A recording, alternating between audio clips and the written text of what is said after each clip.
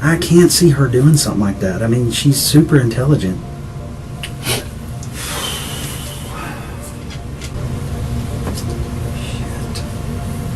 Alors qu'il n'en avait aucune idée, c'est précisément à ce moment-là que Zach McArthur vient de réaliser que secrètement sa femme Ashley est en réalité une meurtrière.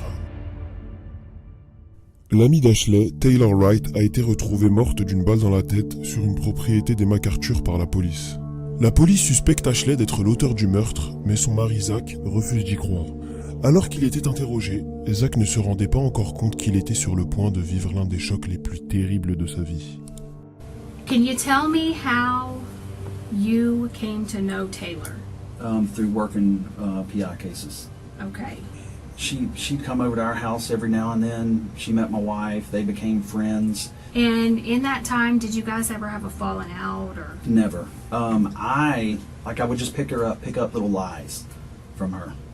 So, and stuff just didn't start seeming right. And she would disappear for days. You couldn't get her on the phone. Greg and I would try to call her. You couldn't get her on the phone. Taylor était connue pour disparaître pendant des jours, mais cette fois, c'était différent. Avant d'être retrouvée, elle n'avait pas donné signe de vie depuis plus d'un mois. Au départ, la police pensait que sa disparition n'avait rien d'extraordinaire, mais il y avait des détails qui auraient dû attirer leur attention. Elle avait laissé toutes ses affaires à la maison et avait envoyé des messages étranges à ses proches avec un langage inhabituel. Les enquêteurs ont décidé de mettre Ashley de côté. Ils vont pour le moment se concentrer sur Zach pour être sûr qu'il est bien innocent et qu'il n'est pas impliqué dans le meurtre. So you kind of know the date that we're talking about. Have you had a chance to go back and pinpoint where you were on the 8th of September? I can't remember shit, but I'm trying to do the very best I can so I could tell y'all the best I can. I know I ate at lunch at the seafood, and I remember eating by myself, and I remember Ash not being able to make it because she was tied up with work. So you had to use your debit card there? Yeah. Okay. Zach explique aux enquêteurs ce qu'il faisait le jour du meurtre car il avait utilisé sa carte de crédit pour s'acheter de la nourriture. Son histoire semble probablement vraie, mais ce qui est intéressant, c'est qu'il était seul ce jour-là, car sa femme aurait été occupée par le travail. Il semble pour le moment convaincu que ce soit la vérité, bien qu'il est au courant que sa femme s'est fait interroger pour ce meurtre. À ce moment-là, Zach n'était pas encore au courant que sa femme Ashley était le principal suspect dans l'affaire de meurtre de Taylor Wright. Do you know anything about this money that Taylor had given you all? No, absolutely not. She's never given me anything.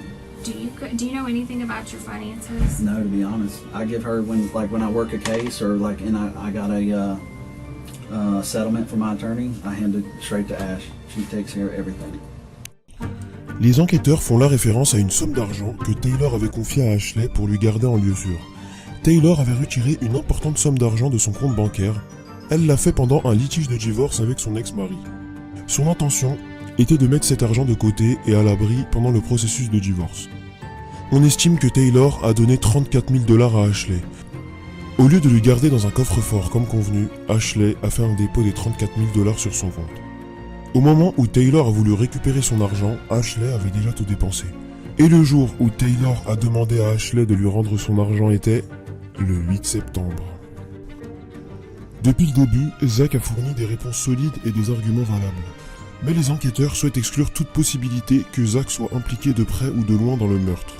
Pour ce faire, ils décident de parler avec lui de l'endroit où le corps a été retrouvé, c'est-à-dire sur une propriété appartenant aux parents d'Ashley. Your phone number, the 554 number, do you always keep that on you? Yeah, I reckon. Do you ever loan it out to anybody? No, Okay. no. Would you never. ever loan it to anybody, or No. do you remember Ashley ever using it, taking it with her? No. Never. Okay, did it ever get lost or stolen or anything and get replaced? No, not that I recall. Okay.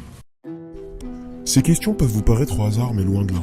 Les bornages et enregistrements téléphoniques ont joué un rôle crucial dans l'enquête. Ils ont non seulement démontré la localisation d'Ashley le 8 septembre sur les lieux où le corps a été retrouvé, mais aussi qu'Ashley a assisté à un mariage le lendemain. Mais malheureusement, Taylor n'a jamais été aperçu à ce mariage ou ailleurs après cette date. Ces questions ont un autre sens encore plus poussé. Si les enquêteurs tomberaient sur une activité suspecte de Zach sur les enregistrements téléphoniques, ils n'auraient plus aucun moyen de nier car il vient de confirmer qu'il est le seul utilisateur de son téléphone. Rappelez-vous que Zach a encore très peu d'idées sur cette affaire et qu'il ne sait pas ce que les enquêteurs détiennent comme preuve ou comme élément sur lui ou sur sa femme.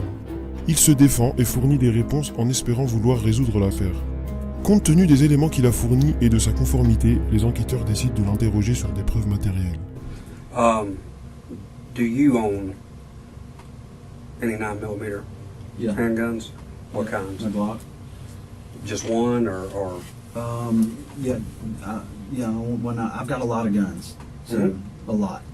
I think one Glock 9, what model? 19. Did you ever buy Ashley a gun or anything of that nature? Man, over the years, yeah. I bought her a 380 one time, What kind? PPK. How, do you know how Taylor died?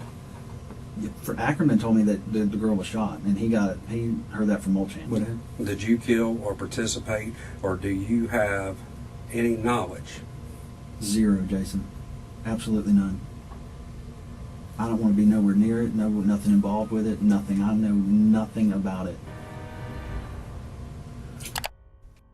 Les enquêteurs essayent d'augmenter légèrement la pression. Zach s'est montré extrêmement à l'aise jusque-là et ils essayent probablement de le tester pour savoir s'il est à l'aise par rapport à la nature décontractée de l'interrogatoire ou si c'est parce qu'il est simplement innocent.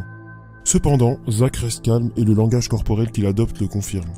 Alors que la pression monte, Zach ne se penche pas en arrière, ne croise pas les bras ou ne se ferme d'aucune façon qu'un coupable pourrait le faire. À la place, il se penche, maintient le contact visuel et ses déclarations sont claires et concises. Sa posture ici est celle de la confiance. Ses pieds sont à plat contre le sol et pointent en direction des enquêteurs. Il se penche vers eux, prouvant qu'il a confiance en eux et qu'il n'a rien à cacher. En fait, c'est une des deux positions que Zach a adoptées durant cet interrogatoire. L'autre est la position verticale plus décontractée, avec ses mains et ses jambes ouvertes. Tout ce que Zach a fait et laisse paraître font de lui un innocent, et pourtant, la pression monte. What do you think happened to Taylor? I couldn't tell you, Jason. I mean, I don't know. I don't know.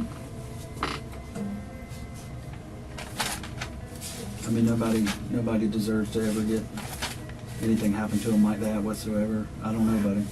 I don't know what happened to her. And I'm asking you,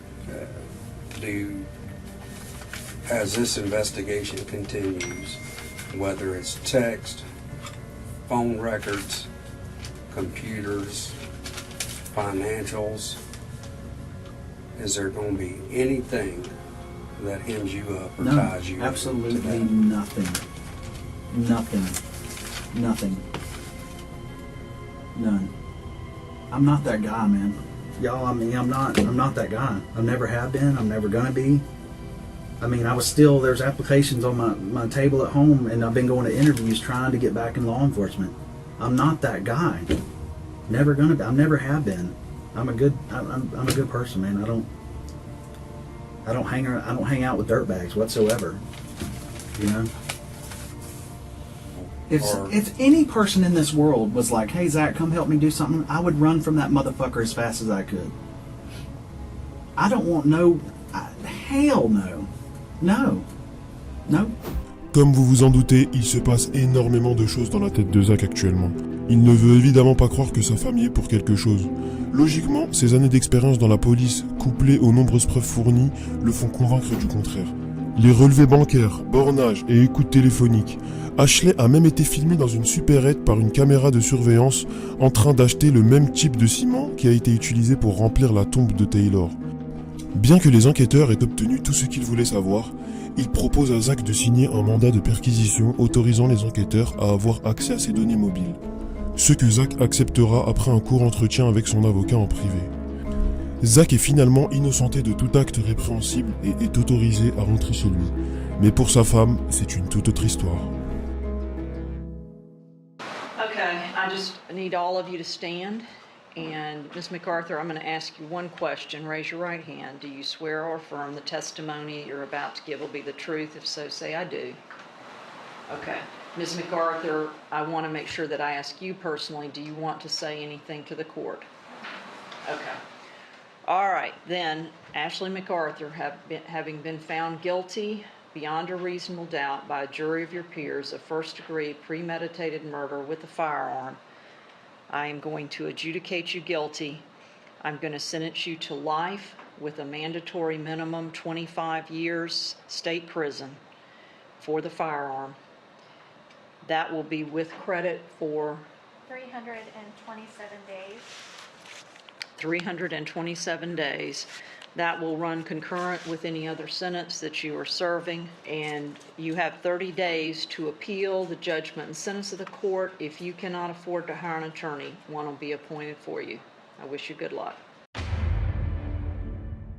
Comme énoncé précédemment, Ashley a été condamnée à la prison à vie avec une peine obligatoire de 25 ans. Elle purge encore sa peine actuellement, loin de son mari, derrière les barreaux.